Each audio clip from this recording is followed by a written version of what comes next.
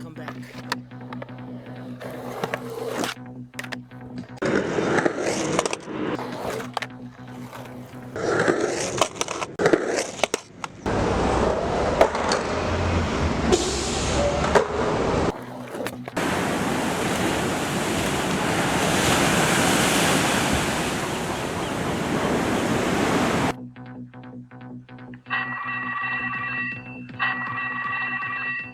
Hello? Yeah, hi, this is Chris. Yo, what's happening? I'm so glad you called.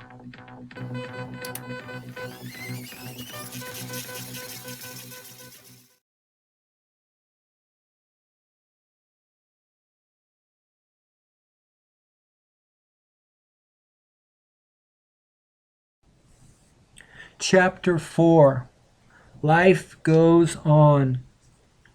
Point Loma National Monument. It is Mother's Day, and I have just returned from a long lunch with my parents and great Aunt Helen in San Marcos. It is a beautiful day. There has been a south swell, and for most of the week. When we arrive back home, I am excited to see my good friend and neighbor Steve Bartow loading the boat for a surf trip. Hey, we got room for one more on the boat, he says. I turn, run into the house, and quickly change, returning with my wetsuit and surfboard.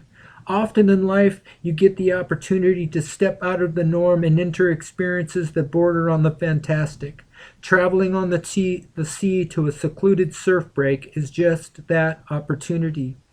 Both my brother Patrick and my friend Steve have small boats. At any given time, one is working and parked in my neighbor's driveway, eager to be put to sea.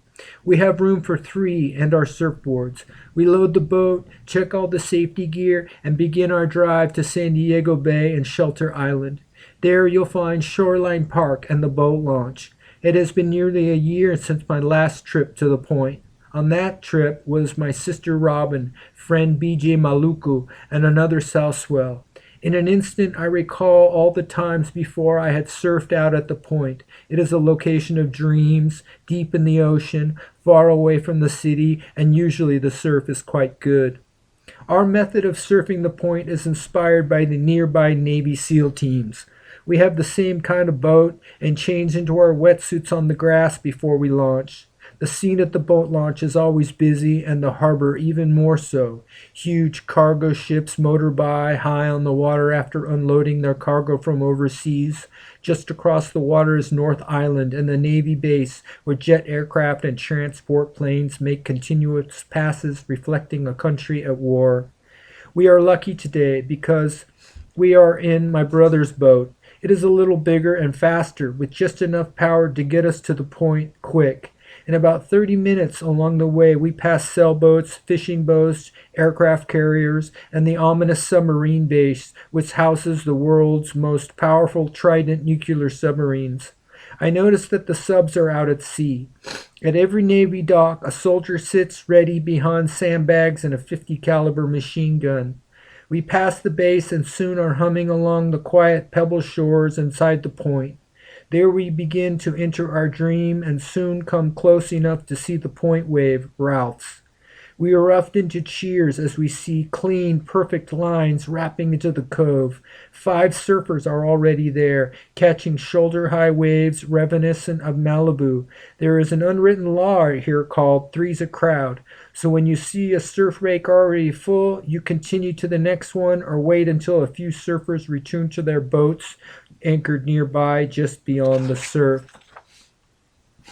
We continue past Ralph's on the inside to the main peak off the lighthouse called Little Waimea or Lighthouse Rights. It also is breaking, yet it needs a little bigger swell to really turn into the wrapping point wave of bliss and perfection. Little Waimea can handle any size swell, and during a big swell, it turns into an enormous right point, wrapping in for hundreds of yards. Unbelievable. I've surfed it. We round the point and come in front of Point Loma National Monument. There you'll see many tourists walking among the tide pools. We pass another great wave called Dolphin Tanks, breaking clean in long rights into a cove. We choose to surf the next spot, Donuts. We see feathering peaks peeling into the cove, empty. It is hard to contain yourselves as the captain Steves orders us to get in the water as he motors further out to anchor the boat. What can I say? We live for this stuff. The waves are great, the best I have ever seen at this spot. Head-high sets peel in for 100 meters over the shallow reef. The wind is strong, and yet it is from the north. The point faces south and is in the shadow of the wind, making for glassy conditions. Dolphins pass by, and the cold water wells up from the deep ocean just under your feet. Look on the map and see. Surfing the point is like surfing out in the deep sea.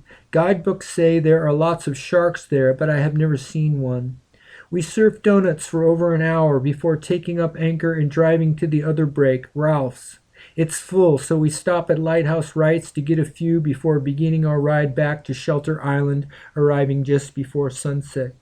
If you do get the chance to surf the point, take your time and respect the locals. Some have been coming here for years. Often, if you are willing to wait or try another break, you'll get the spot all to yourself, surfing in a dream. It is all in the normal spirit of trying something new, or in our case, it's just another day back to normal, always reading, always ready to experience the wonder of life here in San Diego. The Wall. During the California winter, as storms in the North Pacific churn rain and surf, I travel with my sister Robin and friend Deborah down to Baja California. We drive half the peninsula in 10 hours on the always improving Mexico Highway 1. The two-lane highway passes through mountains, deserts, coastal towns, and faraway outposts, while strange and unique plants pull by your window and stretch off to the horizon. The landscape ripples with dramatic changes from volcanoes to sea cliffs, from sunrise to sunset. At 5 a.m., we begin the drive towards Mexico, our truck loaded heavy with gear, including 5 surfboards. It is a long drive with only quick stops for gas and snacks. We reach the turnoff to the dirt road in 8 hours and drive across the mesa.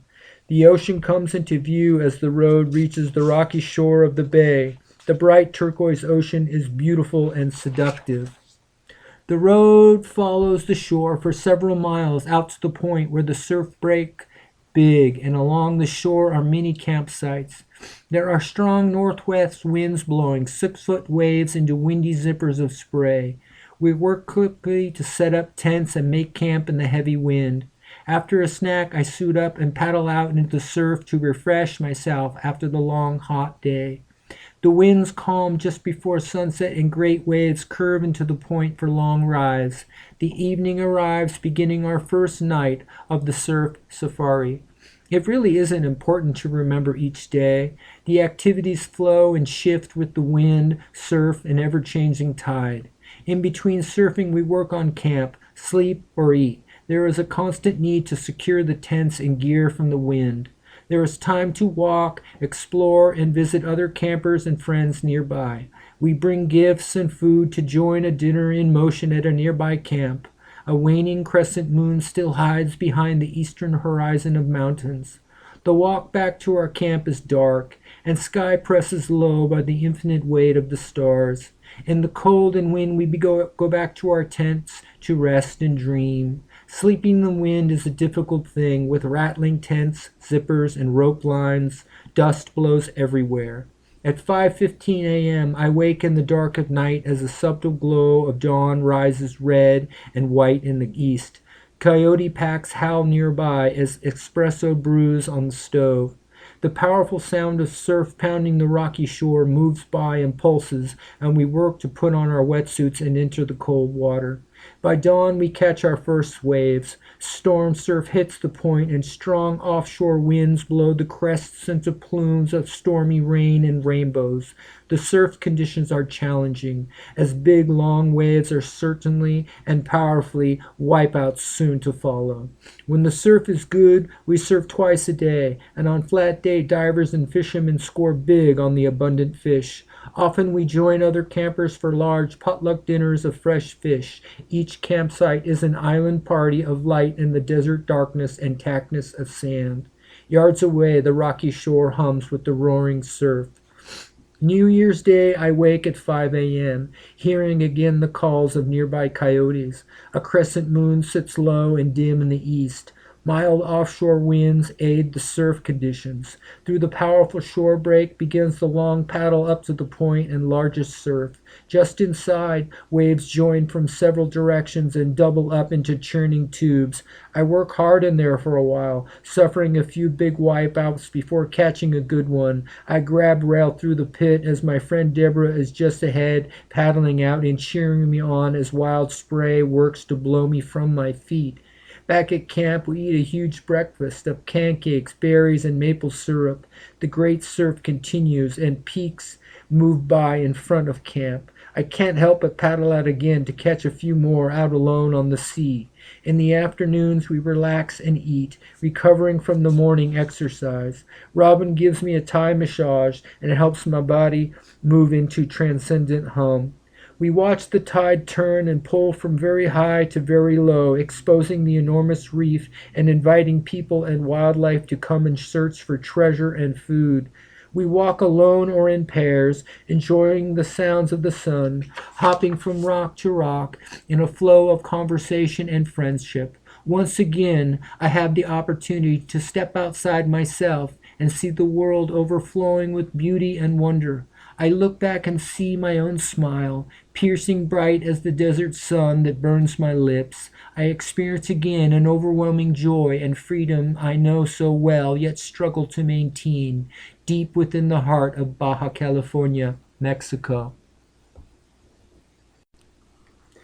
Winter Ascents. It is difficult to get away into the wilderness. Life here in San Diego is very materialistic and impressively shallow. Many talk, but few listen, and yet while it is an active and healthy city where hiking is common, I have to push hard to satisfy my needs as a wilderness junkie. Most question my normal actions of hiking alone into the wilderness. So in my journey, I discovered that it is not necessary to visit the Himalaya or the Andes for an extreme high mountain experience. All one has to do is enter the Sierra Nevada mountains of California during or in early spring before the snow melts. I drive out San Diego and across the Mojave Desert towards the Sierra Nevada mountains. At 11:30 at night, the hiking begins, but only for a few minutes before finding a place to sleep under trees near the edge of a cliff above the creek. It is quiet, but the creek talks from below in the canyon. At 5 a.m., my watch sounds. I pack and begin hiking. It takes an hour steeply up the trail to reach the old Stonehouse ashram. There I turn off the trail and up on a faint path in the sand to climb below some ancient trees to the forest. Another hour through the dense forest, up along the creek and out of the shade to rest. I begin again at 9, reaching the cliff called the Keyhole Wall in an hour. There, the path crosses the stream below a meadow on giant boulders. I hike up the bowl and climb over the steep snow at the end to reach the next meadow. There are animal tracks in the snow coming from bushes and trees. Looking up, I see spectacular views of the towering east side of Mount Langley. The giant northeast chute is clearly visible, and I study it whenever possible. With no wind and strong sun reflecting on the smooth snowfield, it becomes very hot, like walking on a mirror in the desert. I labor under the heavy pack and hike from tree shadow to tree shadow to rest and hide from the sun. Clouds swirl the pattern of sun and shade around the canyon. I reach the upper grove of foxtail pines at 4:30 and make camp after I find a spot that looks good. I begin the ritual of melting snow and trying to keep my hands warm as I cook. It begins to snow and continues throughout the night. I have the usual night of deep sleep, interrupted by the need to exit the warm bag and face the night air for a moment. My alarm signals at 5 a.m. and I see cloudless night sky in all directions. An inch of fresh snow shakes easily off my sleeping bag. The 3 water bottles I pull from the bottom of my sleeping bag by my feet are safely not frozen. I struggle to light the stove in the cold and flickering breeze. It's coffee then oatmeal as I pack for the day. At 5:45, I begin up the endless snowfield towards the tangled east face of Mount Langley. I choose to climb the large northeast chute, which measures nearly 2,300 vertical feet.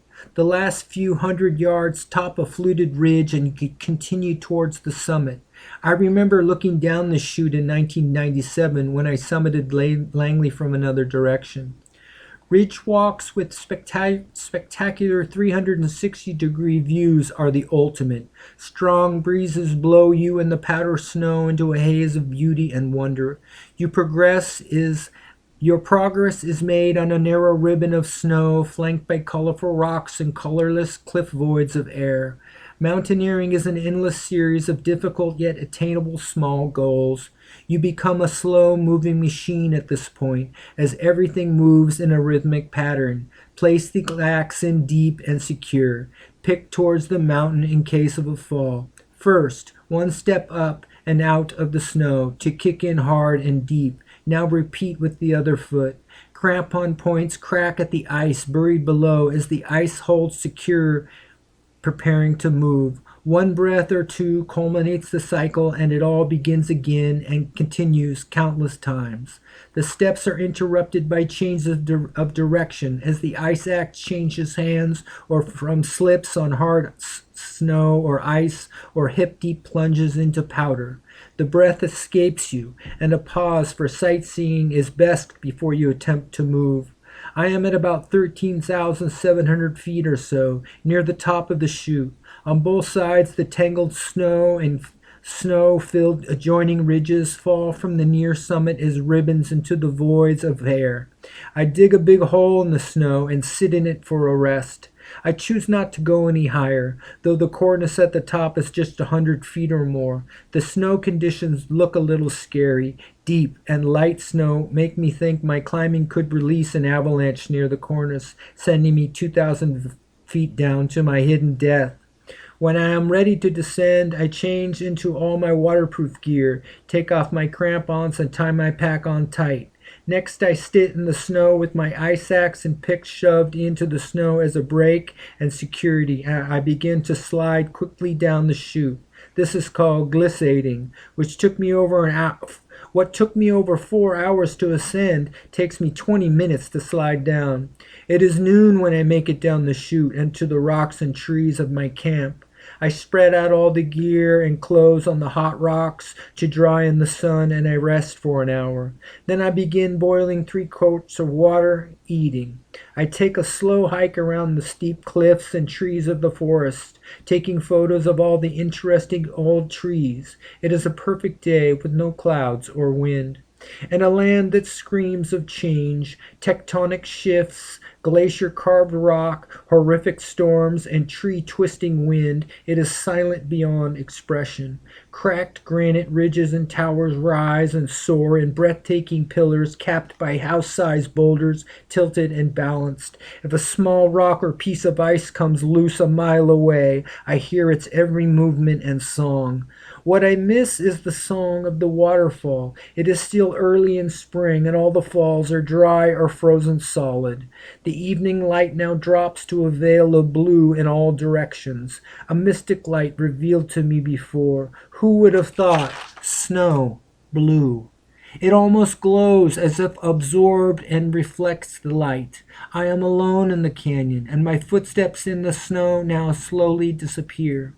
The first star is out now, a bright one. I think it is Saturn. Now there's another in the east. I turn on my headlamp to see my writing. It does not last long, and around 8:30 I hold the bag on tight and look up to the sky. I see 6 or 8 satellites and 3 small shooting stars.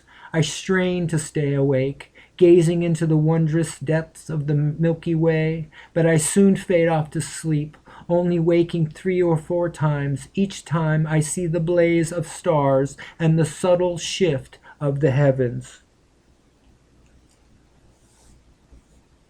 Surf myths, the outer wreaths of Little Makaha. The first time I ever saw waves out there, I was 14 or 15. Some friends and I were surfing the reef break Southberg and catching long waves. There was a strong winter swell, and you could hear the rumble of a much bigger wave on the outside. As you paddle over a wave, you get the chance to see far out the fast breaking tall and explosive peak a half mile out. This is Little Makaha. From the horizon, lines and shadows form, becoming a huge wind-blown wave on an outer reef. When I hear rumbling sounds like a jet, I get a little nervous and excited. I don't even know when I first heard the name, but it was in 1998 when I began surfing there. The break inside a Little Makaha is North Bird. It breaks very far out at times and gets as big as anywhere in Southern California, maybe the biggest. It just happens you're out at Northbird on a large winter swell, the tide is dropping low, huge dark shadows roll in, and you're getting amazing rides. Yet on the biggest sets, before they arrive to you, you hear the massive jet-like rumble of a wave breaking out at Little Makaha. Usually there is nobody out, and you see the sun reflecting on the tall, curling wave, increasing the shadow under the large vaulting lip. You just decide to paddle out, which takes about 10 to 20 minutes.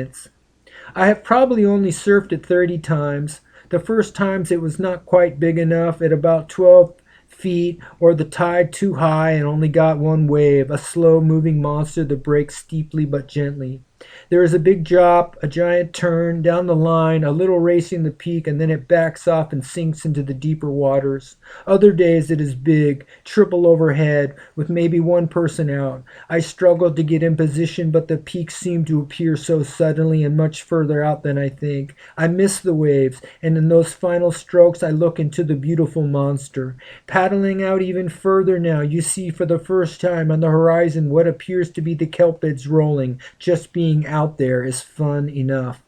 I get to surf there about 5 times a year when I'm lucky. The swells come every winter, but it is just a question of if you are working when it's good.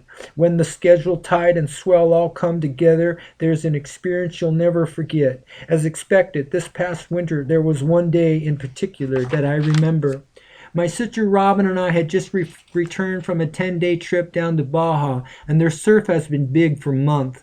I pass a friend, Tim Bissell, on the street, and with his eyes wide open in greeting, he says, "Did you see it? Little Makaha is breaking." In sort of a rush, my sister Robin calls me with the same story. "Let's go out," she says. She dusts off her big board, and we are on our way to the beach. It is huge by our standards. North Bird is double overhead, and that's about 12 feet, and much bigger sets break out at Little Makaha. If you remember, there was an unusual winter Santa Ana. It was hot out, with strong offshore winds. The same day was that famous first session at the Cortez Banks that made movies and the cover of Surfer magazine. As usual, there is not a soul out. It takes over 20 minutes to paddle out through Northbird. I get trapped inside and dumped on by a set. When I near the outside, I see Robin already out there, moving with the shifting sea. Another set breaks in front of me before I make it out. There they are, triple overhead sets coming in fast against the strong wind. Spray blows 50 feet off the tops of the waves. We carefully move in close as another nice set comes roaring through unridden as we are the only ones out. Then I get one, a fast, perfect one, and I ride a tube as big as a truck. I have a chance to look up as I race the wave to see that the sky is a giant slab of water flying over me. I begin to understand, and then I move in closer. The next one is tall and windblown. I hoot with excitement as I take off and charge down the face. Robin is paddling over it and pauses to look in at the beast enveloping me. I am racing the peak when a vaulting section of the lip comes over in front of me. I turn and race down to the flats to avoid the explosion. I make the mistake of jumping off. The impact of the 20 feet of white water on my head sends me deep and spinning underwater. 2, 3, and then 4 wild flips as I count in my mind slow. 10, 11, 12, 13, 14, and then I feel the pressure release and begin fighting for the surface. The 10-second rule didn't work this time. My board is now just a small piece as it has broken in half and is attached to my leash and leg. I struggle in the powerful surf as I see Robin go for it and wipe out on a big set. We then make the difficult half-mile journey all the way in as I swim and she paddles. The last test is in finding a way to get up the rocky cliffs as waves crash into them. After some struggle and boards thrown up on the cliff from the churning water, we make it out of the water, a little traumatized. I turn from atop the stairs to the beach and look out. I see the other half of my surfboard flying around in the waves, and then on the outside we see it again. A big, huge, perfect set, alone, way out on the outer reef. Skateboard therapy. When we were kids, skateboarding was our lives. It was our fun and transportation.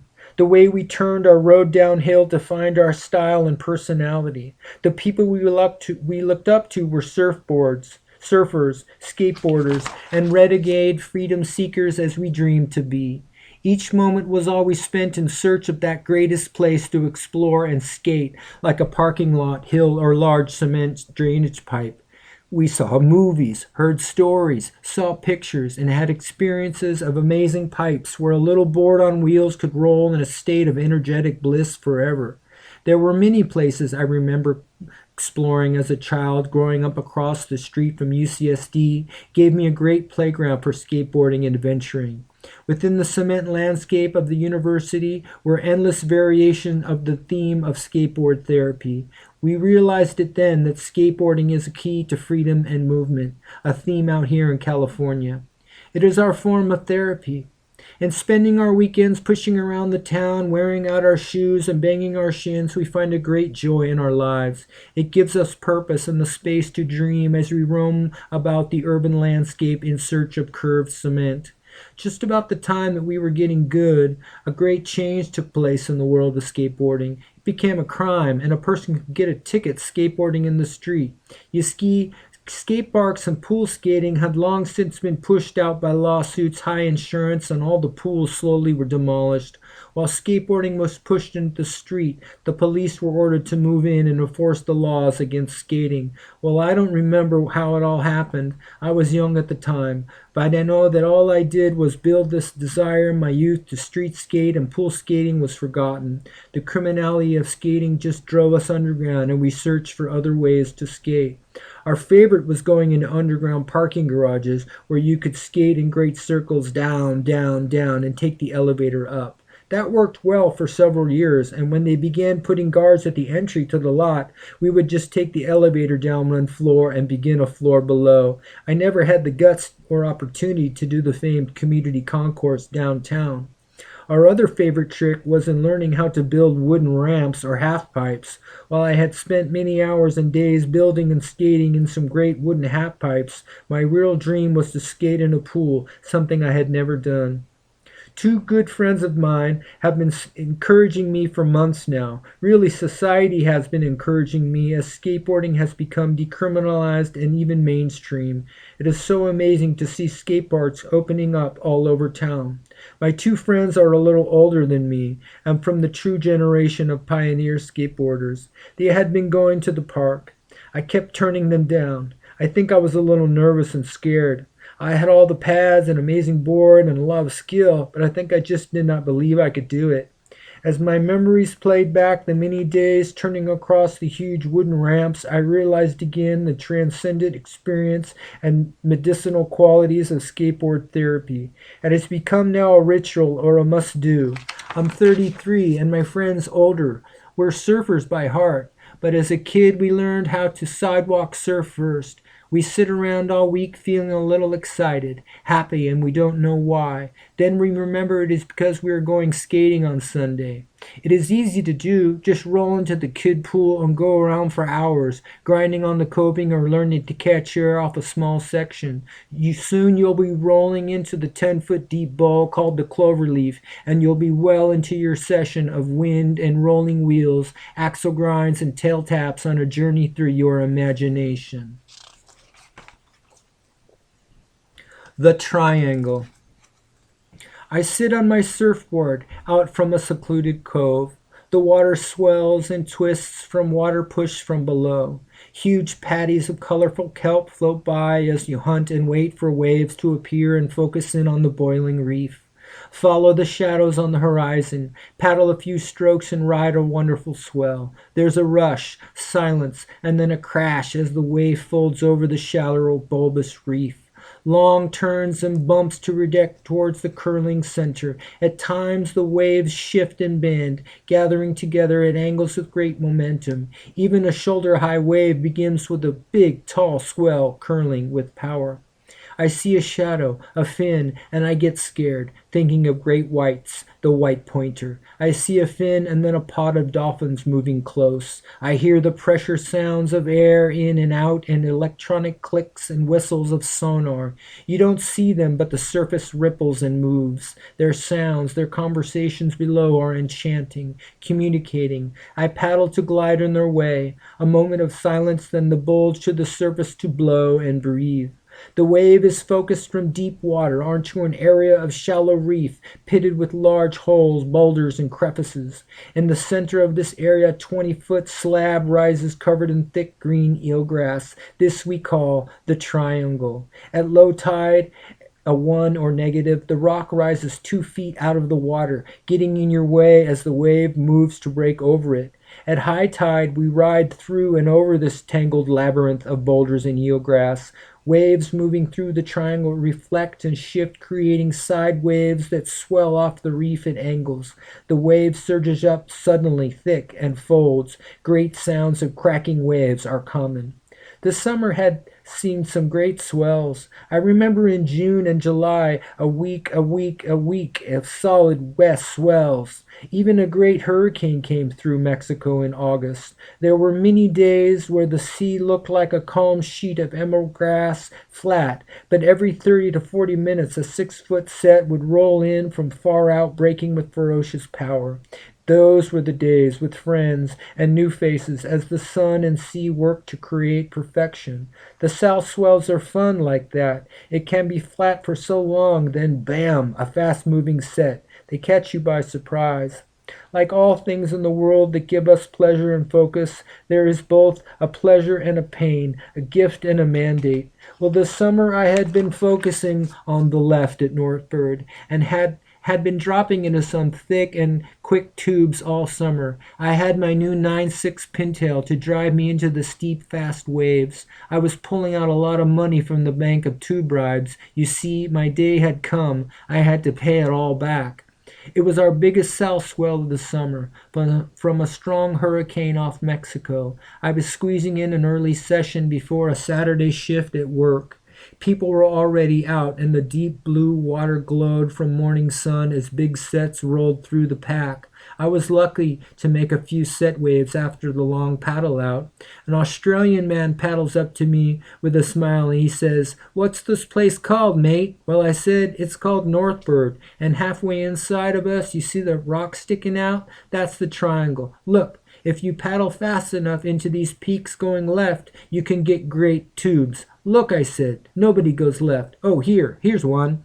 I quickly paddled as a big one gathered. The water around me pulled out to sea and the reef bubbled and moved all around. Wham! I lifted and jumped to my feet as the silence sucked the gravity from me. My body flexed and turned, toes curling to grip the surfboard. In a weightless position, the wave enveloped me in a swirl of thick ocean water. Massive cracking sounds pulsed as I moved through the pressure center for just a moment. In these moments of time, these infinite splinters of breath, a lot can happen. The wave hit deep water, passing off the reef. The curling wave froze and fell, crushing me in a twisted mess. I had been crushed from above, forced through my surfboard, knees first. A slam, spin, and then long ride under and over the falls of the breaking wave. I kept in a ball, protecting my head. I thought I would hit the reef because I was driven deep. The funny thing was that I didn't feel much pull on my leg from the buoyant surfboard. After my first joyous breath of air, I knew I had broken my board. I looked around to see the nose piece spinning in the foam from the passing wave. I looked out to sea and prepared for another wave to passed through and over me. I felt the great weakness and pain of my knees and realized what had happened. There was no need to panic. I got on the tail of my board and began belly boarding in for the other piece. Later that day, while surfing wind and sea, a guy says to me, "I saw you break your gun this morning. Bummer. Did you get the pieces? Want to sell it to me?" "No," I said. "I want to ride it again someday." Lobster smoothie. It has been over 2 months since I talked to him, since the Miss Brazil USA contest. So Yarrow calls me the other day. "Chris, where you been? Have I done something? I've been worried about you. I've been working and hustling a lot," I say. "I've had adventures, art exhibitions, knee surgery, and I met a woman. Remember, I am an elementary school teacher. It's a tough job." Our conversation continues as we get to know each other again. It is winter now, a time when surf occasionally breaks big on outer reefs and cold, clean air keeps us energetic and on our feet. I look back now to November 2003 and a few exploratory trips with a childhood friend, Butch Esparza, a bro, lobster fishing off PB Point and across La Jolla to the Cove. "Are you size 10?" Butch says to me across the front yard in the dark red light of early dawn. "See if these fit." He hands me some dirty red boots as we begin loading the boat, the Erin Marie. I pull on one and the Butch says, "Make sure you shake 'em out and check for spiders." "Yeah, I did that," I say as I quickly take off the boot and shake them both. We load gas, bait, trash can, cooler, and beer. The sun has risen by the time we drive to De Anza Cove, launch the boat, and head towards the Pacific. "We haven't gone far, and damn, I knew it," Butch says as he cuts back the engine. "I knew she was doing fine, and we had glued in that hose to the water pump. Nope, she's running hot, really hot." I step back as Butch pulls the engine cover. Smoke billows out along with a few yells from Butch. The hose has popped out and all the water has drained from the engine. We quickly turn and head back to the dock. I pour water in the engine as we drive to keep her from melting. The engine doesn't blow, but there is no fishing this day. I return home with time to catch some surf at Slides. Just a few weeks later, I find the chance again to join Butch on one of his last days of the season. One of his good friends has recently died, and for that reason and many more, it is wonderful to join him out at sea. The air is calm, surf small, sun shining bright, and the engine purrs as we sip a morning beer and head out of Mission Bay. At PB Point, we come in close to the surf, pulling our first line of traps from the reef below the kelp forest. We get lucky as cha-ching, we find mini lobsters. I use the long gaff to pull the corks from the water and Butch hauls them up. He pulls the lobsters and I bait the trap with big smelly fish heads. I get the duty of hucking the traps as he drives to the drop spots. It is fun as you hold the cork and drop the heavy trap. The rope pulls rapidly from the deck and as the last minute I throw the cork out over the winch hole. Sometimes it gets stuck at the end. This is dangerous and I quickly reach to free the cork as the boat leans to one side. I pull one lobster out, tail half torn off from an injury in the trap. Butch hands it to me and I take out the ceviche salsa I had made earlier that morning at home. I cut up the fresh lobster and add it to the mix, putting it away to let it cook in the lime juice until lunch. It is very good, but just totally raw. I hadn't eaten raw lobster before, but damn, it is fresh and good. We float still and quiet for a few minutes just off the point of La Jolla. The view stretches far in all directions as all the mountains of San Diego and Orange County are clearly visible. It is wonderful as we snack and drink beer. I remember then a lobster we had pulled that looked healthy, but all the meat was gone inside, and I asked Butch about it. He tells me about some fish conchs and something that attaches to the shell of the lobster and liquefies the meat inside and sucks it out like a smoothie, a lobster smoothie. We laugh, start the engine, and continue pulling traps on our way back to the Mission Bay. It is a great experience, and I bring a few tales home to cook with my mom and dad for lunch. It is nice to enjoy fun times with friends, to share each other's magic and pass on lessons while enjoying life.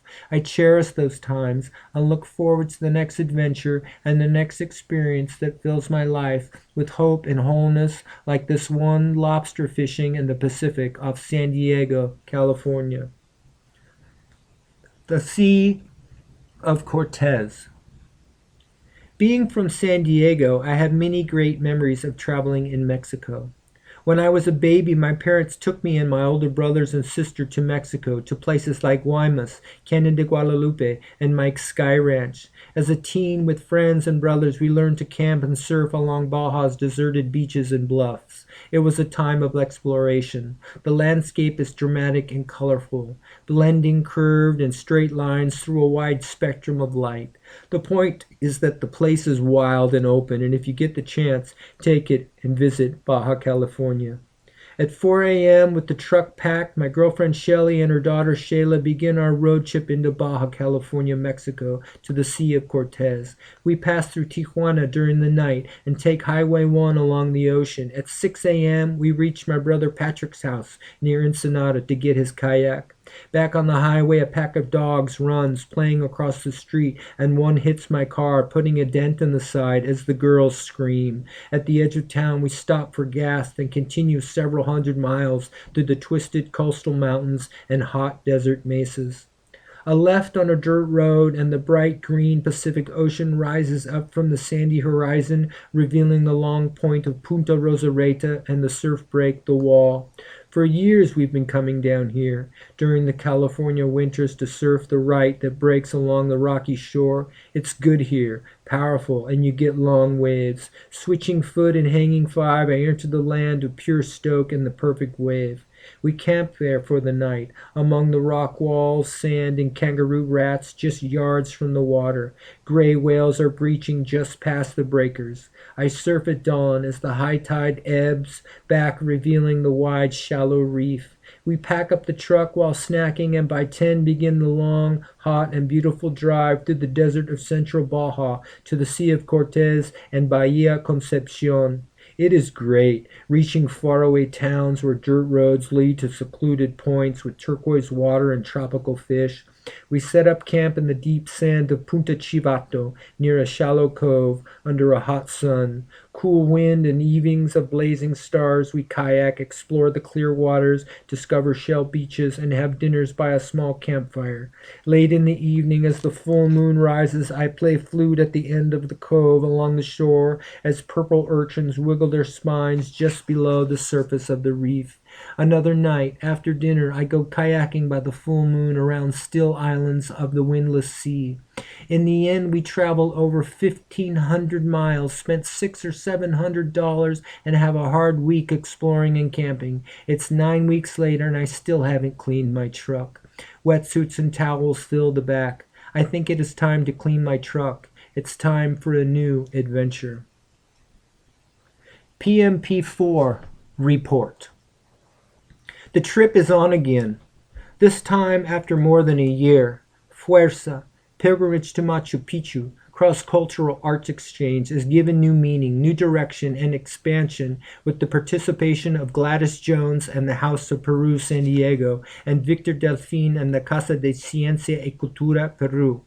In December 2001, a group of artists called Fuerza, led by Mario Terrero and I, went to Peru to initiate a cross-cultural arts exchange in response to the FTAA, the Free Trade Act of the Americas, and it opened communication lines for commerce from Alaska to the tip of South America. Our point was, how can we do successful business transactions between the countries when the countries hardly know each other and they often have an element of distrust? And with that idea, we began our vision of cultural trade we call artivism. On PMP1, we took 2 holy fistfuls of earth from Chicano Park, San Diego, and through guided ceremonies spread the soil on the waters of Lake Titicaca and in the cloud forests of Machu Picchu. In return, we brought back earth from these 2 holy sites to San Diego and planted it at Chicano Park. With these symbolic and actual gestures, we began bringing our countries and the continents together. In Lima, we met and joined forces with El Centro Cultural del Pueblo El Averno on Giron Quilca, near La Plaza San Martin in Lima's historic center. There, we added to the wall paintings of public art. As local artists joined in, the concept evolved into the idea of muralizing 3 city blocks. The municipality of Lima, under the office of Pro Lima, backed the idea. The project is a model for what can occur on a larger scale in other cities, even our own town here in San Diego. We called the project Master Plan, La Quilca Arts District, Lima. Over the 4 years of tours in Peru, we have met and filmed many fine artists and worked towards the goal of completing the project Los Maestros, a documentary of some of the finest Peruvian master artists. With the help of the House of Peru, both here and abroad, we were able to work together in the accomplishment of this goal. The next layer of this most recent journey involved the establishment of the House of Peru in Peru. Derek Solomon Ensminger of Solterra leads the community and a team of architects from Ricardo Palma, Lima, on the construction of the first structure dedicated to the Casa de Ciencia y Cultura Cesar Vallejo, Provincia de Santiago de Chuco. This past April 2004, Mario Terrero, Christopher Oleata, and Solarman, Diana Jordan, and Shelley Bothwell arrived in Lima during the last few weeks of autumn sun before the cold Peruvian winter. Mario remains in Lima the first 5 days. Before he meets with Elaverno, Victor Delfin, and other important contacts while he plans the public mural and filming. Meanwhile, Christopher leads Shelley and Diana on an unforgettable tour of Cusco, Machu Picchu, and the interview of Peruvian master artist Amilcar Salomon Zorrillo. We tour menus, markets, plazas, and Inca ruins while spreading the message of Fuerza, Elaverno, and the House of Peru. The next 5 days, we're all together in Lima, working with Elaverno and the community, muralizing a 3-story building in the arts district of Giron Quilca. With some good timing, luck, and cooperation, we accomplished the filming and interviews of the Peruvian master artists Victor Delfin, Leslie Lee Crosby, and Alvaro Roca Rey. We are pleased to receive great press coverage with articles in El Vocero, El Comercio, and live interviews on Radio Cora and Radio CPN. With the completion of the mural and interviews, we say goodbye to Shelley and Diana as Derek, Mario, and I continue on a bus 8 hours to the north and the coastal city of Trujillo. There we meet with people planning our next trip to Santiago de Chuco. We tour the city and visit the pre-Inca adobe cities of Chan Chan and the La Huasas excavations. Tall, rocky mountains tower over the desert coastline, shrouded in fog. We are lucky to get an afternoon to visit the beach town of Huanchaco, to see the fishermen in their reed rafts, taste the delicious fish, and surf the point waves peeling into town. From Trujillo, we take an all-night bus up the twisted and endless canyons high into the Anyans. On the improving yet rough dirt road, we ascend to the flowers and bird-filled mountainsides of the town Santiago de Chuco at over 10,000 feet. We meet with the Casa de Ciencia y Cultura leaders during a quick 2-day tour of the wonders of the region. After a tour of the house and museum of Cesar Vallejo, we cruise the countryside by truck to the hidden and forgotten hot springs of Cachicadan and Huacaz. One man rises to the surface as the leader of the project, and with his guidance and generosity our goals are realized. Francisco Minano Benitez, an elderly man filled with the passion of Vallejo and a love for his town and country, leads us through the 2 days. He makes a piece of his land open and available for the building of a cultural center. He opens up Santiago de Chuco to us, shows us its secrets and dreams on our way to fulfilling our mission for the House of Peru. Now it is time for Mario to return to Lima and then off to San Diego, Christopher to continue through Peru on other adventures, and Solarman to remain in Santiago de Chuco to build the Solterra structure. It really turned out to be an amazing and wonderful experience. Each day, new Peruvian dreams are revealed to us as people reach out to participate and expand the project. Faith, hard work, and risk-taking bring me once again through experiences that ignite my passion for life and feelings of joy in my soul. From looking across the Cordillera Blanca, listening to the magnificent thunder of glacial avalanches, to Punta Hermosa and the massive waves of Contique and Pico Alto, Peru delivers an experience and wonder that lives forever in my memories and my life. Journey to Chuco. My friend Mario Terrero just left for Peru to lead the tour, Fuerza, pilgrimage to Machu Picchu, cross-cultural arts exchange. I turned the trip down this year, but I look forward to hearing about his adventures with our friends in Peru. A few months ago, Mario called me on the phone. "Chris," he says, "you won't believe it, man. They assassinated the mayor of Chuco. They say he took a payoff from the mining company and was seen driving around Trujillo in a Porsche. Nobody drives a Porsche in Peru. And they burned down our cultural center Derek built in Chuco, the House of Peru." So with that, I am reminded of that trip, and I wish to share with you some of that incredible journey. It was 2 years ago when we met Gladys Jones, the leader of the House of Peru and Peruvian ambassador. We began working on culture events together, and she helped organize our fourth tour to Peru. She hooked us up with her partner and friend, the respected master artist Victor Delfin. They sent us on a mission to build a cultural center for the House of Peru. The city was chosen by the Peruvian government was Santiago de Chuco, a secluded city high in the northern highlands. This was the birthplace of the famed poet Cesar Vallejo, and because of such national pride in this man, the town was chosen. With little prior research done on my part, we put our faith in our Peruvian guides and began the journey. Mario Torrero, Derek Mensminger, and I leave Lima on the morning bus north through the industrial parts of town, past the airport, through Callao and the edge of Lima where oil refineries hide among the sand dunes. Colorful brick villages with bamboo roofs swarm with small moto taxis where dirt streets are lined with plastic trash. We see one burned out bus and later stop at a 3-bus accident to take on few people. After 8 hours we reach the coastal city of Trujillo, where some politicians and cultural workers are waiting to take us to our hotel. It is hot and humid. It's a bright day buried below fog and sand and dust. We tour the Plaza de Armas, have dinner, and discuss our mission. There is a buzz in the air. A word has slipped through town about the artists from the USA who have come to build a House of Peru Cultural Center.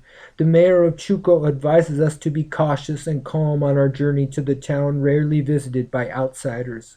An unusual twist is revealed about a European mining company that has discovered gold near Chuco. The company at this point is paying for the new road to Chuco in exchange for the gold, but a bitter contract battle for land rights has begun. It is the usual start of a day on a foreign adventure. My knee hurts a little, I have mild diarrhea, and my travel partners are fighting over money.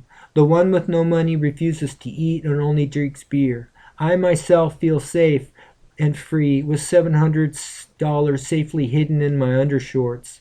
The day rushes on from meeting to meeting before a tour of archaeological sites of Las Huacas and Chan Chan. Paradise arrives as we take a taxi to the small fishing town of Huanchaco, where an excellent left point draws surfers from many nations. A young Che-looking surfer kid, looking for weed? No, I say, but how about a surfboard? It turns out that he runs a business, and I quickly rent an old longboard and a wetsuit, jumping into the cold water under foggy skies. I catch 9 waves, clean and overhead. The third wave goes 300 meters, nearly to the pier inside the point. I am alone most of the time, watching the fishermen in their reed boats paddling by. That evening we meet our guides to catch the all-night bus into the highlands. It is a rough ride on the Porter Road up an endless canyon to above 3,000 meters. At 2:45 a.m. and in the silence of night we arrive and are brought to our room. We enter an unusual journey, mysterious and convoluted, busy and full of emotion. We meet varied people and see many things as we are pulled along on a sightseeing tour of the wonders and history of Santiago de Chuco. After 4 hours of sleep, we meet for breakfast in the corner of the central plaza for a quick meeting in the mayor's office and a walk around the block to see some murals. A small pickup arrives and we jump in for a tour. The premise of our getting involved is that the city has declared to the Peruvian government that some municipal land has become available, and we have arrived with the design and some architects from Lima to make the building of the cultural center happen. Working directly under Victor Delfin, the director of arts and culture for Peru, even the president supports the mission. It is May, the time of flowers in the Andes, as we drive in the open bed of the truck under sunshine and above a surreal and enormous panorama of land Ridge upon emerald ridge of canyon twists and stretches off in all directions. We visit the long forgotten thermal pools of Cachicadan, where we soak for some time in private baths. Above the village we walk the thick grasses where the steaming water emerges from a crack in the rock. Red sulfur colors bring new deeper greens to the Andean grasses. Driving back, the forever views hold my gaze as wheat fields pass before me the color of fuzzy golden kittens. The hot, dry day is freezing cold when the sun sets behind the mountains, and still we have a few miles to reach Chuco. That night we are confused and frustrated, counting our money and blessings while figuring out how to get out of there. The bus leaves at noon the next day, and we want to be on it. Derek, of course, has planned on staying to build the structure, as he is sad to hear there is no land. Then, while drinking cold beer in our room after a long day, we have a comic moment. We happen upon a local TV show showing the interview of us the day before while we toured the museum in Cesar Vallejo. In the morning, as our time is running out, we still don't know what to do about the building site. It is a far out plan, and our arrival really is a shock to the locals as they wonder if their town could really be put on the map. As we are just hours from boarding the bus, with architects arriving from Lima in transit and due to arrive, a miracle occurs. We go into the mayor's office and confront him. Reluctantly, he takes us next door, fumbled through some big old keys, and opens the doors into two rooms, old and crumbling, big machines piled above logs and steel. No, this isn't our cultural center. Just then a man in the group offers some of his land, and our hellish, twisted dream turns to green. My mind has already begun to escape to the surf of Juan Chaco, and I am not paying much attention. It doesn't seem real as he repeats and speaks up about his open pasture just a few blocks away on the edge of town. It is perfect. And on a location of open pasture next to an elementary school. The mayor fades off into the distance as we continue on with this man to his house to film a quick interview with he and his wife. He is a sculptor. A final meeting, a few handshakes, and a small meal. Then Mario and I are thankfully on a dirty small bus for 8 hours heading for Trujillo. Derek is happy when we leave, looking forward to building the House of Peru. As I shake his hand and say goodbye, I remember our many experiences in Peru. He smiles and says, "I'm so excited, I'm not even thinking of beer." Cordillera Blanca. I don't think the driver will go for it, but it is the colectivo going up to Lupa, and I want it. The minivan surges up the steep and narrow dirt road in the forests above the city of Huaraz. It is on its way to an elementary school. With bald tires and stuffed with 15 kids, I climb aboard, up the ladder, over 2 packs, a spare tire, and grab the railing. They yell from below, "Sit down and hold on." "Estoy bien," I say in return, and off we go. The view is fantastic on this clear morning from the roof of the van. The twin peaks of Huascaran visible down the valley. The Cordillera rise in front of me as I enter it, with towering icy ridges. Kids run after the colectivo, jumping from rocks and strips of grass. They hold the ladder and smile from below as we both enjoy the outdoor show. On ancient paths of stone, the trail wraps through the foothills and into the tropical pampas of the canyons. At the foot of the canyons, farms raise cattle, sheep, and farm the fertile soils. They live in round huts of stone with thick grass roots to keep them warm. Lengthy meadows rise in shelves, reaching lakes swollen below great glaciers. Several peaks top 6,000 meters. At times, waterfalls drape walls, bringing side streams of fresh water, birds, plants, and wonderful sounds. Tall and slender waterfalls break and rejoin in a varied braid of water and wind. These are my goals, to rest and pump water among the boulders as the altitude and heavy pack take tolls on my strength. The pampas are warm and filled with grass, with the trail meandering through a maze of tall flowers.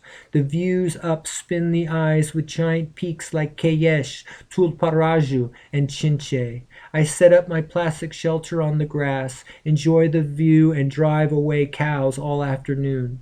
The air is wet with tiny mist, a typical Andes PM, with clouds overtaking the peaks. My side of the mountain turns to shadow as I eat and pump water along the cascades of the nearby stream. I am alone here in the high mountains. The one camp of two I saw earlier left for the higher camp below Chinche. My camp near 4,600 meters sits in a forest near a cliff looking down into the long moraine lake of chunks of the glaciers on the far side occasionally fall in, sending waves peeling down the shore. The icy green water absorbs your stare. I sit shaded by bushes of purple flowers, seeing the sky eternally shift from sun to wet shade as butterflies float by. I remember the last night it does rain, gently, until 11, and the shelter works. Later, the sky clears and the stars come out. The Milky Way is deep and bright. Hourly, the thunderous sounds of distant avalanches pound the glacier fields, and mild altitude sickness persuades me to hike out in the morning. I have plans for surfing just south of Lima in Puerto Hermosa. A big swell is arriving. So at dawn, in the shaded wet mists, I pack and begin down the great Quebrada Quilcahuanca in the Cordillera Blanca, Ancash, Peru. Epic surf trip. I was not even planning to surf. With the tour to Cusco and the murals in Lima, I wouldn't have the time. But on the flight from Sao Paulo, passing over the Mato Grosso, Bolivian Altiplano, and Lake Titicaca, I sit next to an incredible man, Oscar Morante, of the Pico Alto Surf Camp. He is heading home, and as we get to know each other, it is sure I have to pay him a visit. We exchange email in the plane, and we keep in contact over the next few weeks as I travel in Peru. The trip begins with a 2-week tour of Cusco, visiting the wonderland of Machu Picchu high in the cloud forest. Along turbulent rivers, we chase birds and fireflies as colors and sound pass new and frequent. On our return to Lima, the 5-day festival begins as we and other local artists paint a mural on a 3-story building of the eyes of Picasso. Next is an 8-hour bus ride north to the city of Trujillo. There we meet the city officials to discuss our mission for the House of Peru.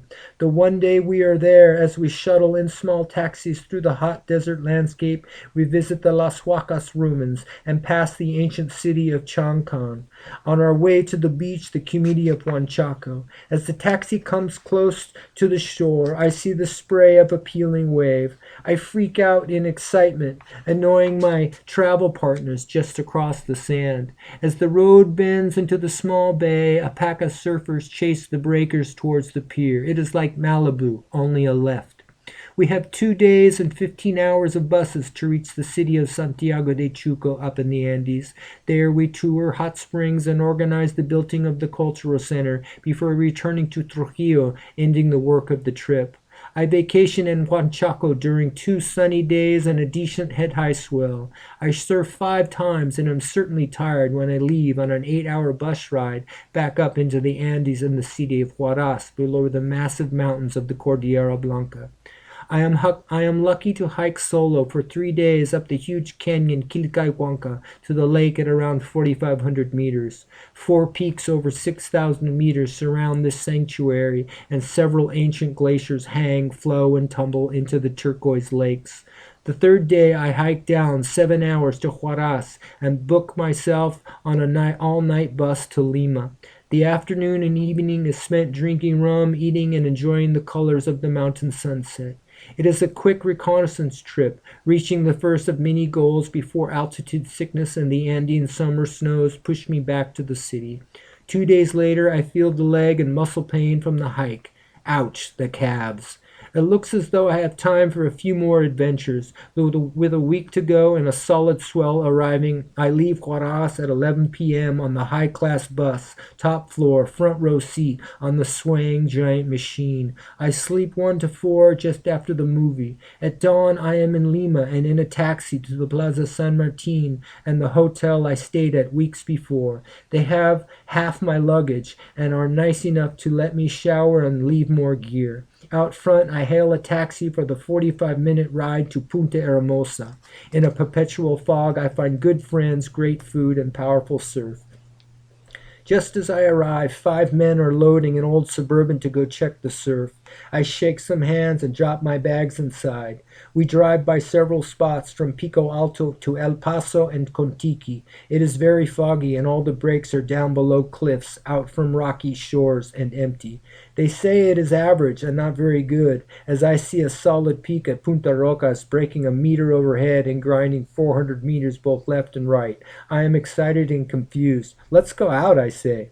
After a slow drive back to the hotel and an even slower Peruvian breakfast, we begin to load the truck with surfboards and wetsuits. We surf Punta Rocas double overhead. From the beach is a little scary looking through big shore break and lots of hidden boulders.